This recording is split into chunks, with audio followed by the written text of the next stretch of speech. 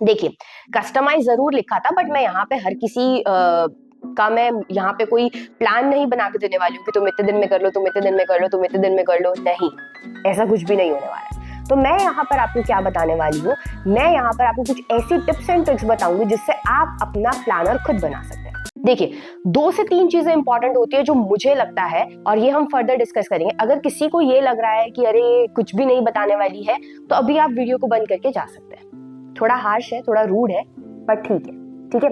अगर आपके पास है 10 से 15 मिनट तो इन्वेस्ट कीजिए। हो सकता है आपको एक आधा पॉइंट समझ आए कि ये रियलिस्टिक है और हमें यही फॉर्मूला अप्लाई करके देखना चाहिए। तो बने रहिए। 15 मिनट का पेशेंस शायद बहुत ज्यादा तो नहीं है। अब इतनी दिन तुम इंस्टा चलाते हो, बाकी चीजें चलाते हो, 15 मिनट यहाँ पे भी इन्वेस्ट कर ही सकते हो, राइट? बाकी मर्जी आपकी है, कोई किसी को कहाँ ही फोर्स कर सकता है, ठीक है। So this is your final तैयारी, ठीक है। Mission 2025 10th board. सबसे पहली चीज ये दिमाग में डाल लो कि नथिंग इज इम्पॉसिबल, कुछ भी इम्पॉसिबल नहीं। You can do it, really you can do it, ठीक है। सबसे पहले आई कैन डू इट और अपना टारगेट लिखिए। 95 चाहिए, 80 चाहिए, अरे 75 भी चाहिए, वो भी लिखो, ठीक है। और दिमाग में बस एक बात बैठाओ, I will make everyone proud. This is not a motivational video, कोई मोटिवेशन नहीं देने वाली, प्लानर की ही बात करेंगे। इस प्लानर को एग्जीक्यूट करने के लिए आपको अपने आप से 4 प्रॉमिसेस करने होंगे।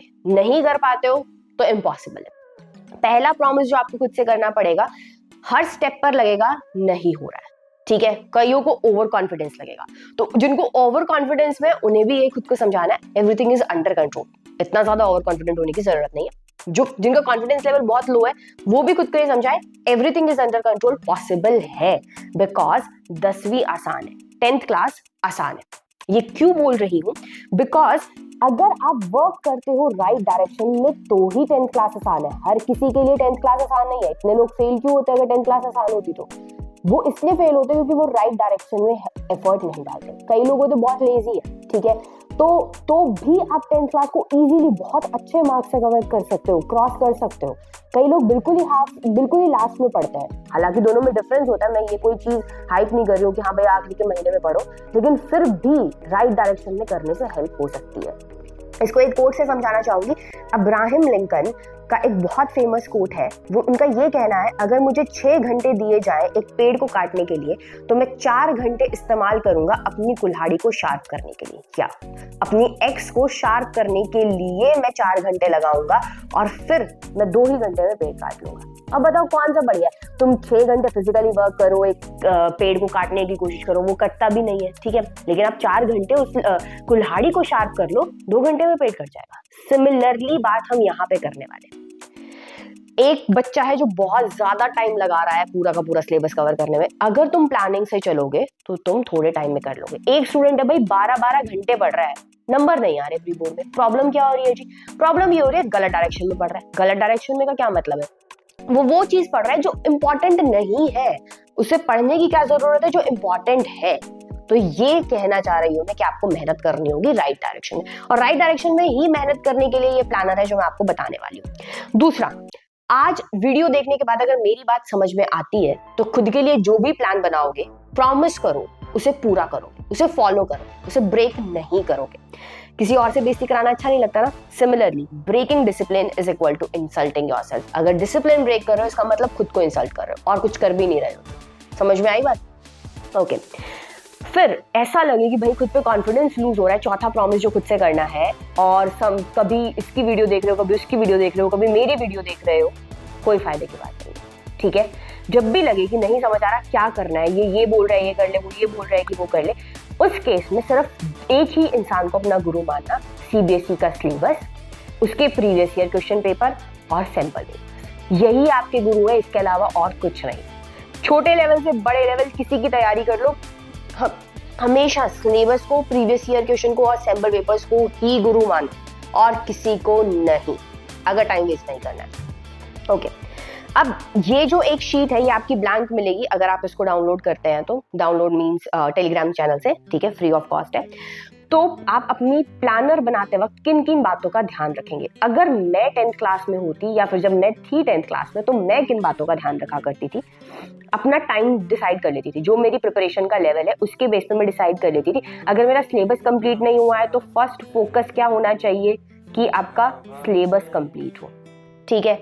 अब जिन स्टूडेंट्स का सिलेबस पहले तो जिनका नहीं हुआ है वो सिलेबस कंप्लीट करेंगे, जिनका नहीं हुआ है, जिनका हो गया है सिलेबस कंप्लीट, वो रिवीजन करेंगे और वो डिसाइड करेंगे कि भाई अगर मान लो आपने बहुत सारी रिवीजन कर चुके, मतलब आपकी बहुत अच्छी तैयारी है, ठीक है, तो ऐसे केस में क्या करोगे, पहली रिवीजन, दूसरी रिवीजन, तीसरी रिवीजन, 3 रिवीजन करोगे। अगर ये लग रहा है कि भाई अभी अभी सिलेबस खत्म हुआ है तो सिर्फ एक ही राउंड रिवीजन का लगाओगे, 2-3 के चक्कर में मत पड़ना। Quantity is no important than quality, ठीक है। क्वांटिटी नहीं इंपॉर्टेंट होती है, क्वालिटी इंपॉर्टेंट होती है। तो पहली ही रिवीजन करो और दमदार करो और फिर सीधा एग्जाम में पढ़ो ना, ठीक है।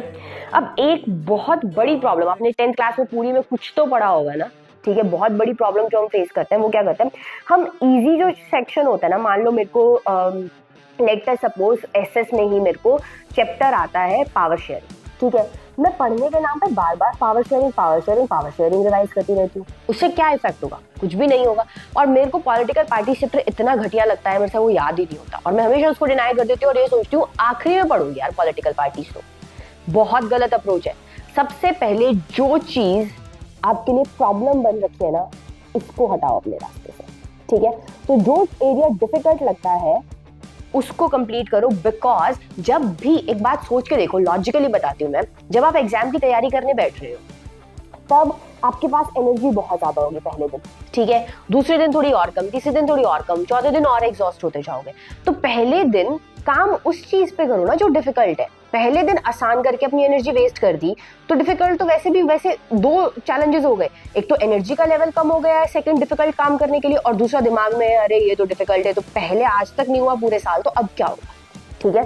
तो इसलिए पहले जो डिफिकल्ट एरियाज है, वीक एरियाज है, उन पे काम करना है, क्योंकि आखिरी में एनर्जी कम भी बचे तो भी हमें इजी एरियाज हम जल्दी से कर लेते हैं। वहाँ एक एडिशनल मोटिवेशन होती है कि सब कंप्लीट हो जाएगा और ये तो मेरे को आता भी है, इसे जल्दी से कर दो। तो हमेशा always first do difficult areas. ये क्यों बताया है, बिकॉज इसी को हम अपने प्लानर में यूज करने वाले, ठीक है। जैसे कि ये आपको एक ऐसी शीट मिलेगी, अब ये शीट आप अपने अकॉर्डिंग फिल करोगे, बस मैं आपको बताने वाली हूँ कि इस शीट को हमें किस तरीके से यूज कर सकते हैं। मैथ्स का रिवीजन लिखोगे, ठीक है। रिवीजन नंबर 1 हो रहा है, 2 हो रहा है, जितना आपके पास टाइम परमिट करता है उसके अकॉर्डिंग लिखिए इसको, ठीक है। अब लेट अस सपोज, मुझे नहीं पता आपको कौन सा चैप्टर डिफिकल्ट लगता है, यहाँ पे कुछ एक चैप्टर्स की वो दे रखी है। लेट अस सपोज आपको चैप्टर 1 डिफिकल्ट लगता है, तो यहाँ पे डिफिकल्टी लेवल लिखा हुआ है, ठीक है। तो पहले आप सारे चैप्टर्स का डिफिकल्टी लेवल रैंक कर लो, ठीक है। 3 क्राइटेरियाज में कर लो, हाई डिफिकल्टी है, लो डिफिकल्टी है और मीडियम डिफिकल्टी है। जब आपने इसको रैंक कर लिया, यहाँ पे 1 2 3 4 दिया हुआ है, ये क्या है आपकी एक्सरसाइज, ओके। इन्हें भी आप रैंक कर सकते हो। अब तुम्हारा टारगेट ये है, अगर तुमने मैथ्स को दिन दिए हैं कि भाई मेरे को आज 2 घंटे मैथ्स पढ़ना है, तो सबसे पहले मैथ के हाई जो डिफिकल्टी एरिया के लेवल है उनको उड़ाना शुरू करो। उसकी एक एक्सरसाइज करो, 2 करो, 3 करो, 4 करो, टिक करते चलो जितनी एक्सरसाइज है, ठीक है। करके टिक करते चलो, यहाँ पे आपको टिक करना है उन्हें, सॉरी, ठीक है। और यहाँ पे आपको स्पेस दिया हुआ है डाउट, जो डाउट है उसको लिख लो। Question number 3, question number 4। एक बात पक्की है कि जब सवाल सॉल्व कर रहे हो तब नहीं देखोगे, जब चैप्टर हो जाएगा तब सारे डाउट एक साथ देखोगे, बिकॉज तुम फोन खोलते हो, तुम कहीं से भी डाउट सॉल्व करते हो, चाहे टीचर से कराने हो, कुछ भी कराने हो, तुम बहाने ढूंढते हो। डाउट्स को इकट्ठा करो और एक साथ लो, ठीक है। बीच में बार बार नहीं, उससे क्या होती है आपकी पढ़ाई बार बार मोमेंटम डिस्टर्ब होता चला जाता है, ठीक है। यहाँ पे आप डाउट लिख सकते हो इस सेक्शन के अंदर, इसके अंदर TYQ लिख सकते हो, कुछ भी जो भी आपको इंपॉर्टेंट लगता है, बार बार रिपीटेडली मेरे को क्वेश्चन देखने को मिल रहा है या आपको लगता है ये एक्सरसाइज इंपॉर्टेंट है, तो इस तरीके से मार्क करो। और यहीं पर आप मार्क करके चलो कि भाई मेरे को ये क्या करना है, 16 तारीख को करना है, ये 17 तारीख को करना है, ये 18 को करना है, ये 20 तारीख को करना है। मार्क कर लो इसको इस तरीके से, एक प्लान बनाओ। सबसे ज्यादा टाइम अपना 10th का एक दिन, अभी अगर लग रहा है कंफ्यूज हो तो अभी बैठ जाओ, ये जो शीट आपको टेलीग्राम पर मिल जाएगी, प्रिंट आउट निकलवाओ और प्लानर बनाओ, first and the foremost thing, ठीक है।